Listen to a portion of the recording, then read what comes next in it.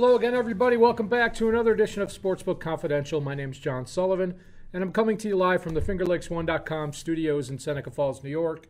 And this little show here is to help you learn and grow as a sports bettor. And another great week of sports we've had. We had the Bills' big win on Sunday against Kansas City. We've had the baseball playoffs. The game last night between the Dodgers and the Giants was a great game. We've had the start of the NHL season. The Sabres won their first game to a very sparse crowd in Buffalo. It'll be interesting to see what happens with that team. And, of course, we've got another big weekend of football. We're going to spend a lot of time talking about that. Today's Sportsbook lesson, I'm going to talk about parlays and the math behind parlays. And I've often said on this program that parlays are a great entertainment value wager.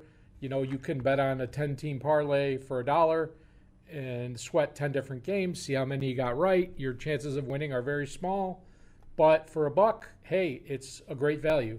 But if you're betting with a profit motive and you're trying to solve this puzzle of sports betting with making money in mind as a goal, we're going to talk a little bit about the math behind parlays and why not betting parlays may actually give you more options in your betting repertoire. So just, it's kind of how I feel about it. Everybody has their own opinion and entitled to be different, of course.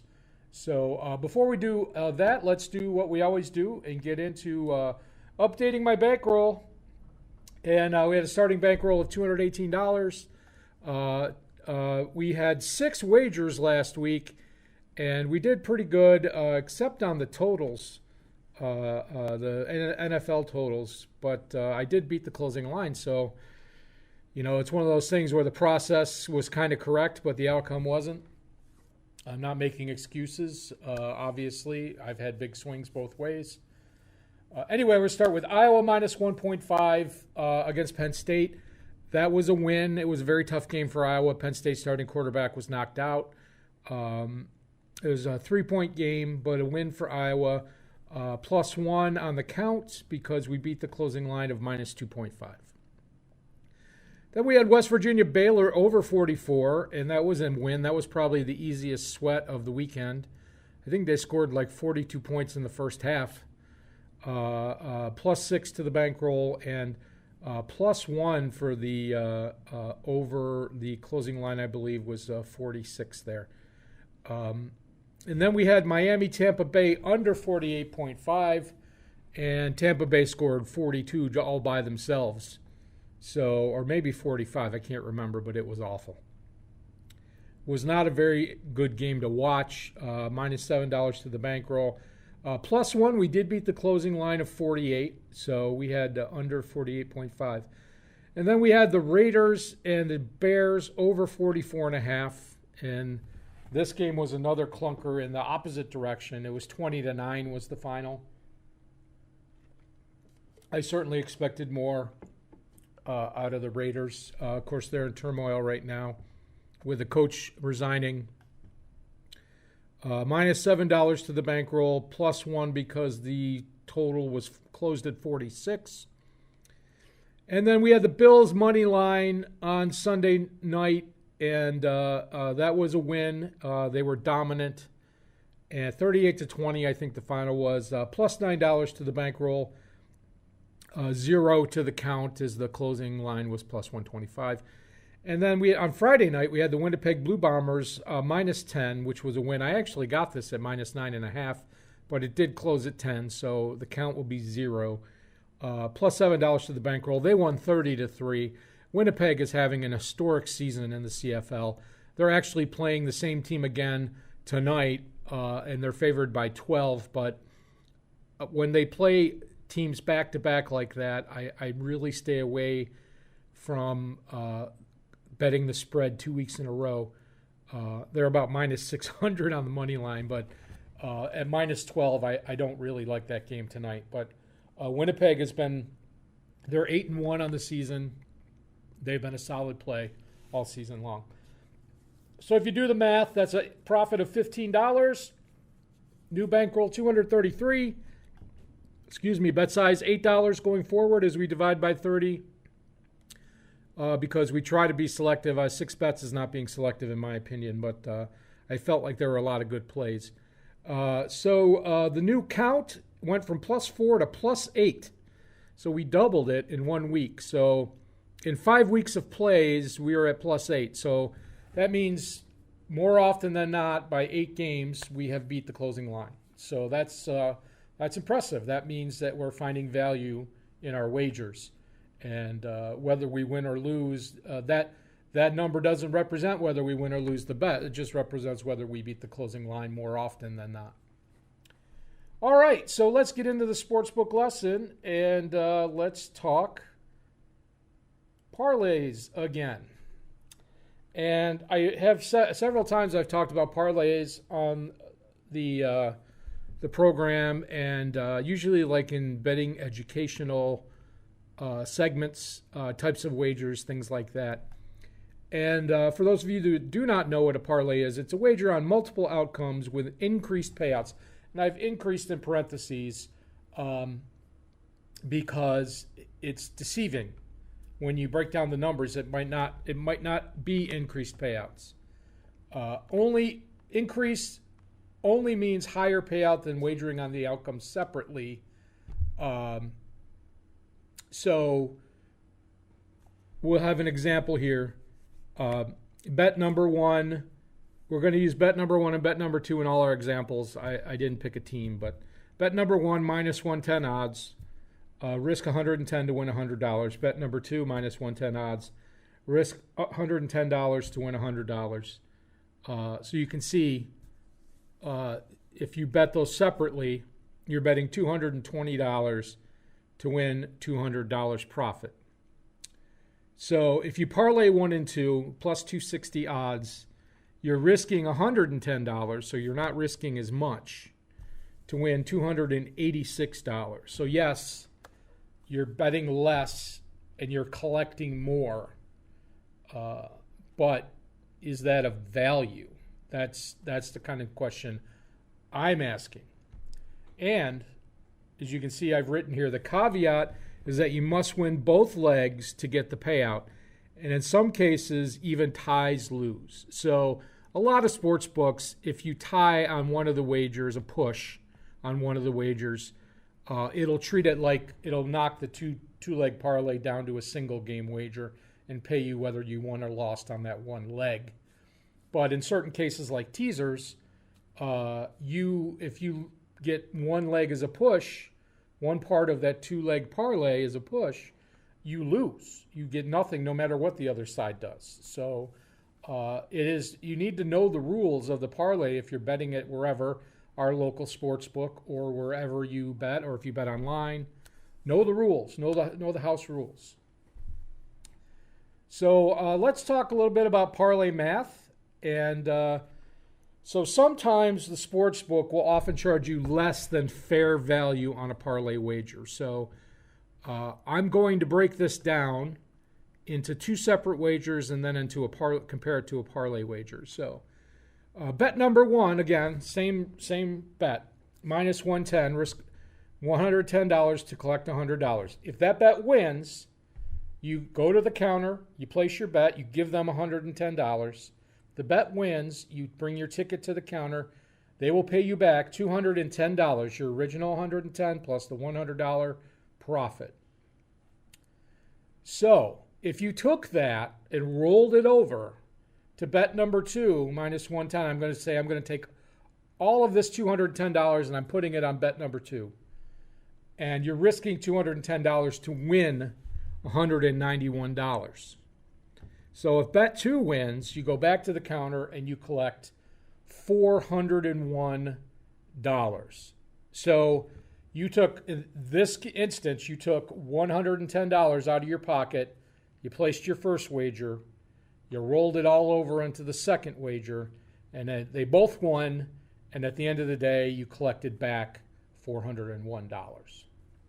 However, if the parlay 1 and 2 pays only plus 260 on the parlay, you are risking $110, but if both legs win, both bets win, you are collecting $286 for $396.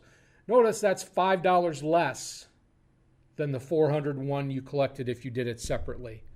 Now, I understand you might want to parlay two games that are on at the same time.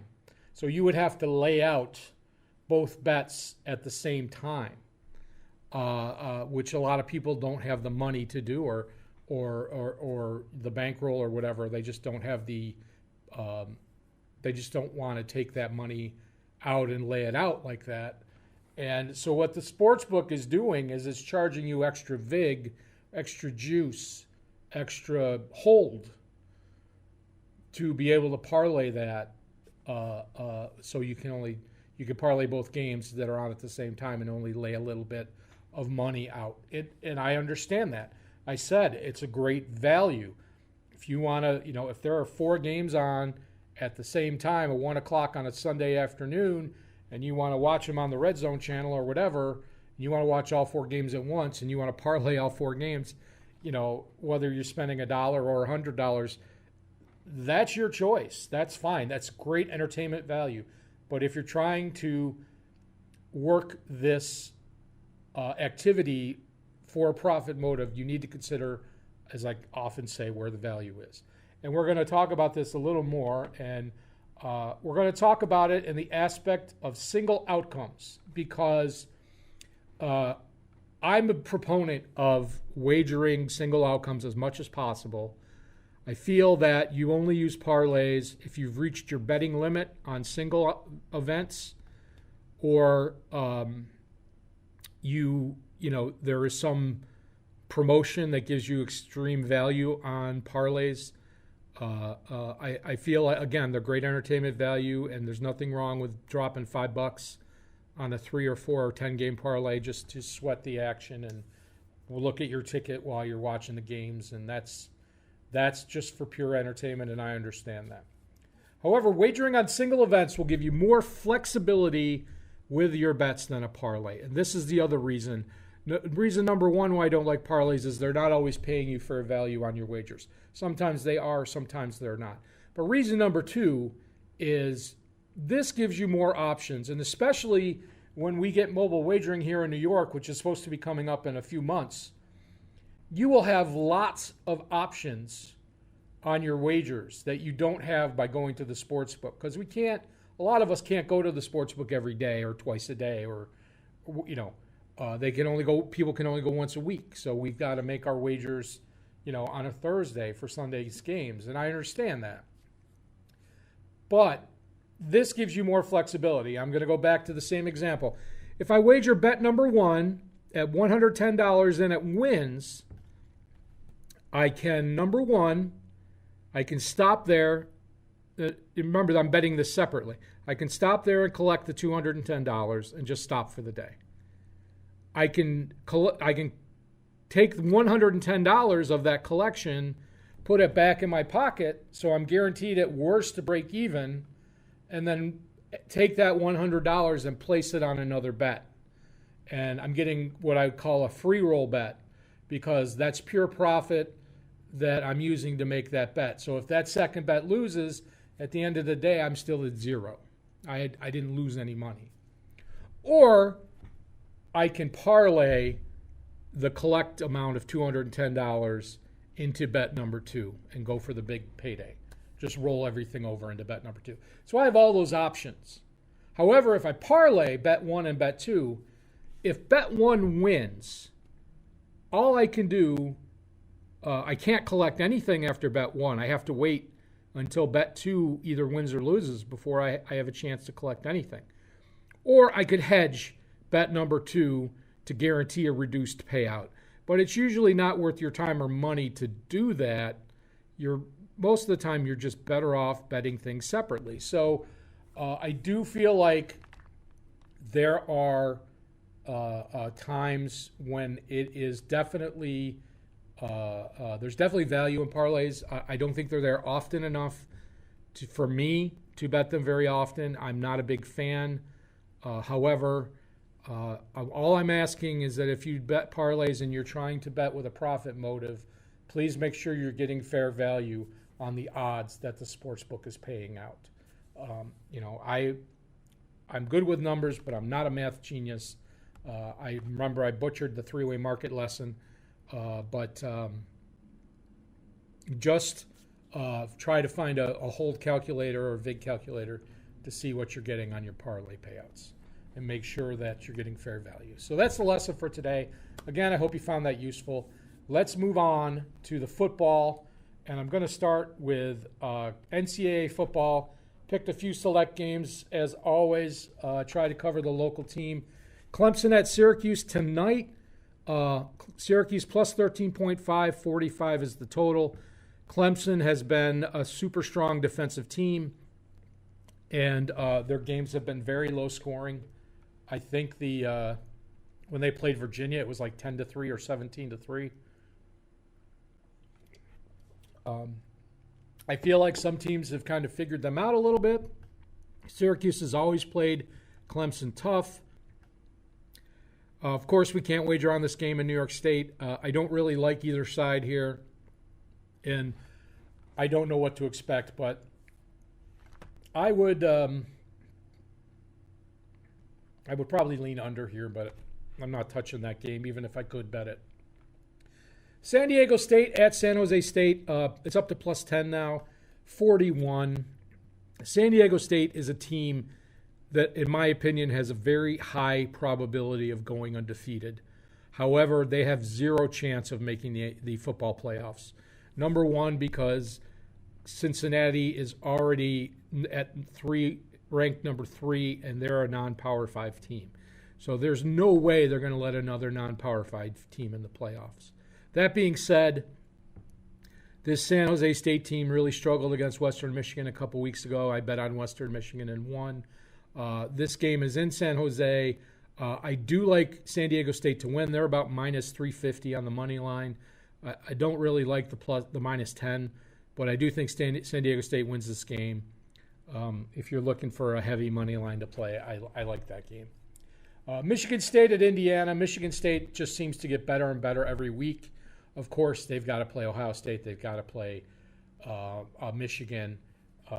They're one of the best rushing teams in the country. I think their running back, if I was voting on the Heisman, the Michigan State number one running back is the fellow that I would vote for the Heisman. He's averaging an insane amount of yards per game. Indiana likes to play up-tempo, so the total's 48. I feel Michigan is ground and pound. It's rushing and defense.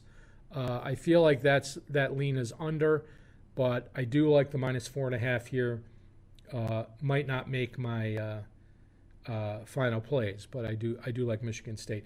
Oklahoma State at Texas. Texas coming off that huge letdown, losing to Oklahoma after being up by 21 at one point, I believe, in the Red River Shootout. So Oklahoma State comes to Austin. This team is feeling disrespected. They've taken care of business. They've beaten everybody on their schedule.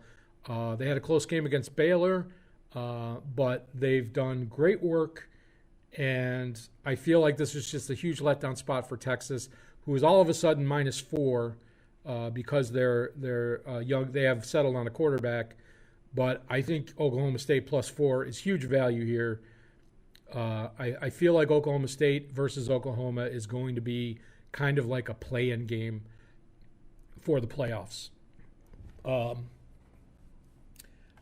hoping both of those teams get undefeated and make it to that game. And Oklahoma I've seen them at plus 150. I'm sorry, 150 to 1 to win the national championship, Oklahoma State. And Oklahoma is 15 to 1 to win the national championship. And they were like 8 to 1 preseason, which, they're undefeated. They're still in it. How could that, there's no love for the Big 12 teams in the playoffs. But I do like Oklahoma State. Pitt at Virginia Tech. This game has gone from basically a pick 'em to Virginia Tech plus 5. 56 is the total. I like the under here. Pitt is a high-power team, and they've had some high-scoring games. Virginia Tech has a good defense. They had that tough loss at against Notre Dame at home. and they're back home again. I feel like the under is the play here, but I do like the Virginia Tech side. If that goes to 6 or 7, I really like Virginia Tech here. Pitt is not a team that is going to, win by 2 or 3 scores. So if you're getting a touchdown, that's something you really, really want to consider because they're good offense and bad defense. So, and Virginia Tech is like medium offense, good defense. So I don't know. You take that for what it's worth, but it should be a close ACC game. Alabama at Mississippi State. It's at minus 17 for Alabama, 57.5. Let's just be realistic here. Does Alabama lose 2 games in a row? I say no. Does Alabama need to show not only that they beat the rest of their opponents, but beat them significantly to get the votes to get back in the playoffs or to stay in the playoffs? I say yes. I say Saban puts the hammer down and he will not let up in this game. I really like Alabama minus the points. And then finally, Iowa State at Kansas State, another Big 12 matchup. I think Big 12 has been some of the most exciting football this year in college football. Some of the Pac-12 games, there have been some exciting games, but there have also been just crazy blowouts. But there have been a lot of good, close games in the Big 12. I like Kansas State getting some of their injured players back. They're tough to play at home. I like the 6.5. I like it a lot more at 7. I don't really have a feeling on the total one way or the other, but I would keep an eye on that game. And if it got to 7, I would definitely think about taking the points with Kansas State. So we'll see which ones make my playlist. And then let's move on to the good old NFL. And we've got another UK game, 9 o'clock in the morning, Dolphins at Jaguars.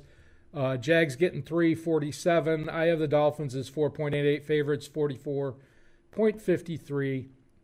The Jags are the unofficial team of the UK, but Tua is supposedly practicing. I don't know if he's going to play. I think Miami's the better team here. Urban Meyer is still the coach in Jacksonville. The NFL gave us a whole bunch of new scandals to worry about this week to kind of put him in the background. I lean Dolphins there, but I'm going to pass on that game. Chargers at Ravens. This is going to be one of the better games of the week. Ravens are 2.5-point favorites, 51. I have them as 1.46 favorites, 49.41. So I do kind of like. I kind of think this game is going to go under. These teams scored a bunch of points last week, and they're not going to keep that pace up. It's not going to be 47, 42. So, of course, I like the under.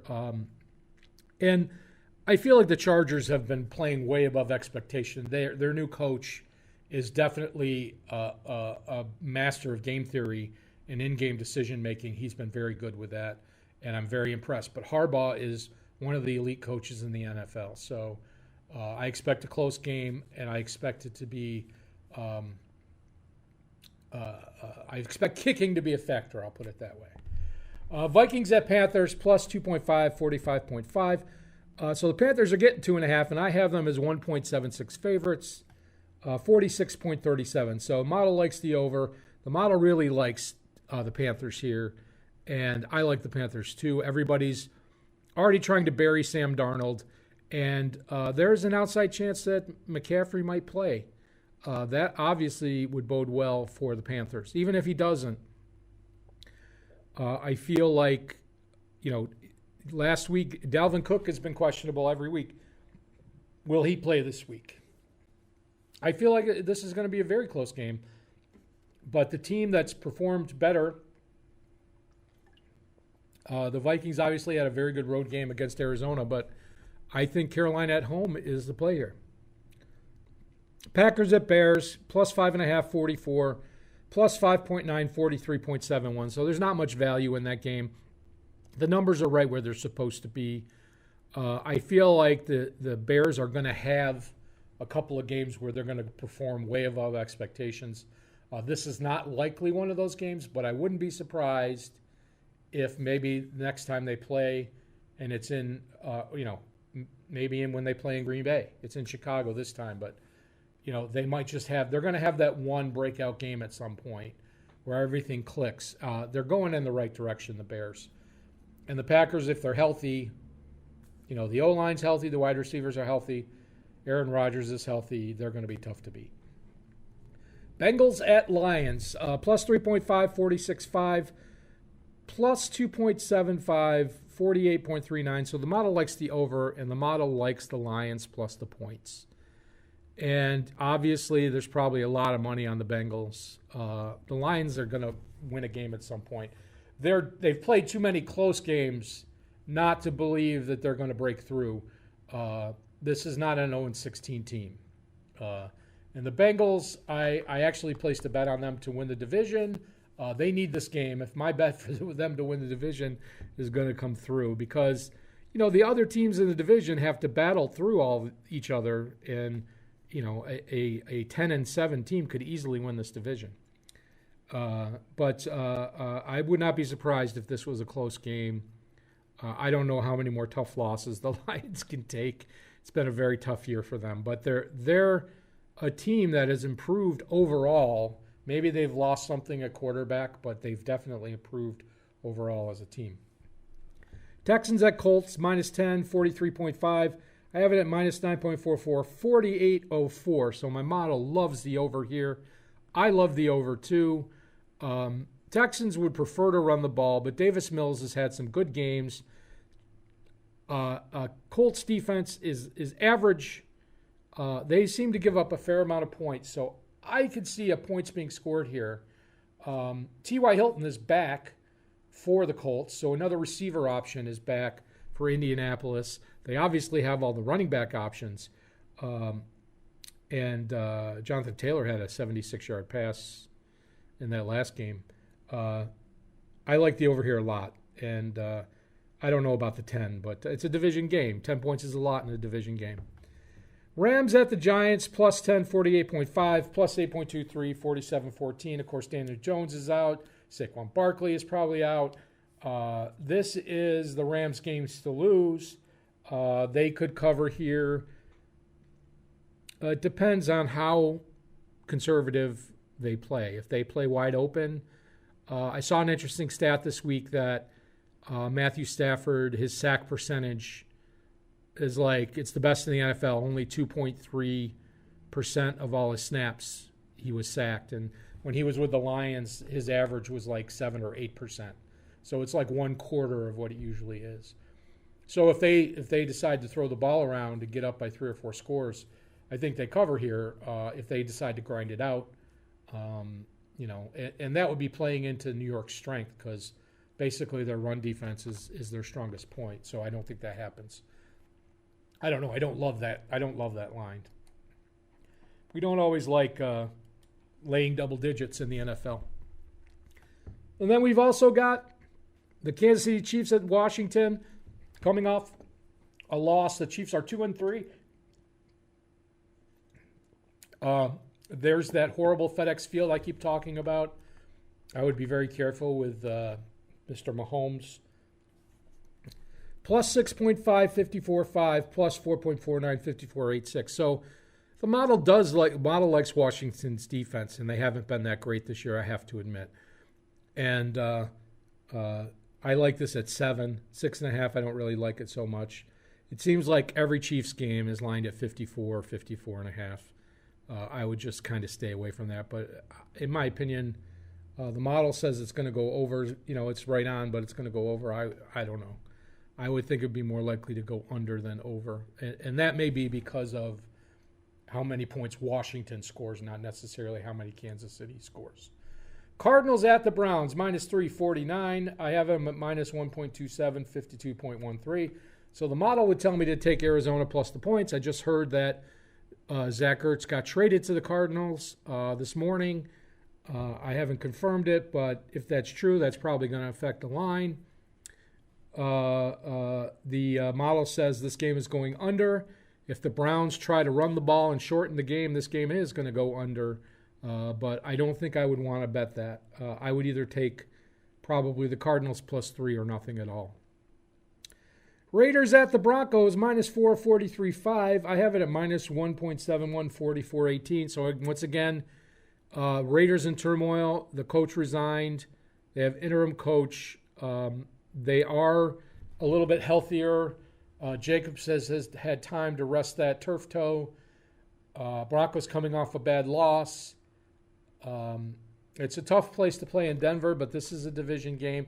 This is nothing strange for the Raiders. I like the 4 points here. The model loves taking the 4 points here. We'll see if it makes my final plays, but that would be the side that I would prefer.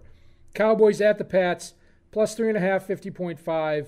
I have it at plus 2.65, 44.45. So model says go under here all day, and I like that idea.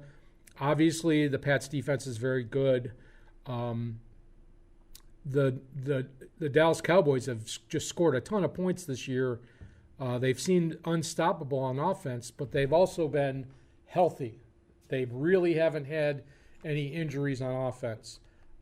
This is going to be a real test. If they come out and score 35 points on the Patriots, then I'm ready to give them props. I've not been a believer in the Cowboys all season. Dak is obviously back and healthy. Ezekiel Elliott is showing a little more promise than he did last year.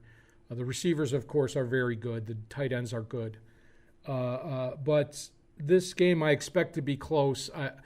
I don't feel comfortable enough to put money on the Pats here, but I do like the under.